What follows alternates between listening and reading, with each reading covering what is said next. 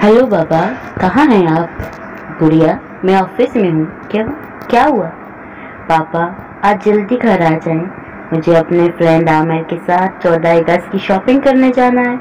घर कोई भी नहीं है। पापी तो कॉलेज से ही अपने फ्रेंड के साथ शॉपिंग करने चली गई है। मुझे वाइट शर्ट और ट्राउजर लेना है ताकि कल जब मैं गाल पर दिल दिल पाकिस्तान लिखवाऊं तो जो देखे वो देखता रह जाए। पिछले साल की तरह इस बार भी हम खूब एंजॉय करेंगे। आमिर ने तो 14 अगस्त के लिए नई बाइक भी ले रखी है। पापा, ओके बेटा, मैं आता हूँ। सामने हाथ में गन पकड़े एक रिटायर्ड फौजी जो बुढ़ापे की कई मुसाफतें तय कर चुका है, इसकी नाम मॉडर्न बाबू को हैरान होकर सवाल पूछने पर मजबूर कर दिया कि बाबा जी खैर तो है? क्या हुआ? आपकी आंखें नम क्यों हैं? साहब कुछ नहीं, मुझे अपने बचपन के दिन याद आ गए जब मैंने अपनी बहन से कहा था कि बाजी मुझे भी झंडा चाहिए, मुझे भी झंडा लहराना और आवाज लगानी है। लेके रहेंगे पाकिस्तान, बन के रहेगा पाकिस्तान। साहब, मेरी बहन चुपके से अंदर गई और अपनी सब्ज कमीज का दामन फाड़ कर मुझे कहती है, जाओ भाई लकड़ी का डंडा ले आओ। फिर मेरी बहन ने पहली मर्तबा मेरे हाथ में झंडा दिया और मैं बहुत खुश था। आज मालूम हुआ कि वो खुशी किस बात की थी। वो खुशी इस बात की थी कि मैंने पाक सरजमीन को अपनी बहन के दामन से पहचान दी थी। साहब, आपको मालूम है फिर क्या हुआ?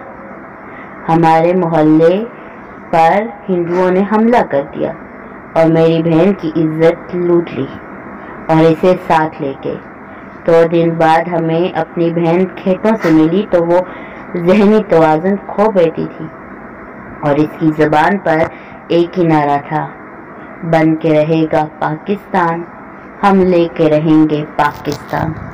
साहब, मैं छोटा था।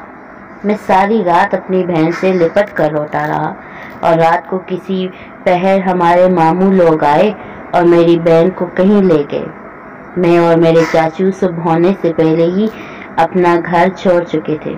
मेरे साथ में सिर्फ एक झंडा था जिसे मेरे चाचू ने जब सुबह देखा तो इसे सीने से लगाकर बहुत रोया और कहता रहा कि तुम्हारी खातिर हमने अपनी बहनों और बेटियों की इज्जत लौटा दी है। न जाने तुम हमसे और कितनी दर्दनाक कुर्बानियां लोगे। मैं समझ नहीं पा रहा था कि चाचू बार बार इस झंडे को ये क्यों कह रहे थे कि तुम और कितनी कुर्बानियां लोगे। साहब, मैं चाचू से पूछता कि हम कहाँ जा रहे हैं तो वो चाचू कहते, मालूम नहीं बेटा, तुम बस चलते रहो इस वक्त तक जब तक मौत नहीं आ जाती या फिर हम अपने मुल्क नहीं पहुंच जाते। साहब, आज समझ आई कि मेरे चाचू किस मुल्क को अपना मुल्क कहते कहते सफर में मसरूफ रहे। रास्ते में बहुत लोग मरे हुए थे। एक मकान में हम छुपे हुए थे कि एक दूध पीता बच्चा रोने लगा तो इसकी माँ ने इसका गला घोंट दिया ताकि वो हमें पकड़वा न दे। साहब, हर तरफ लाशें बिछी थी और गिद्ध और जानवर इन्हें खाने में मसरूफ थे। हम कुछ लोग रात को वहीं रुक गए ताकि इस जगह रात गुजार सकें।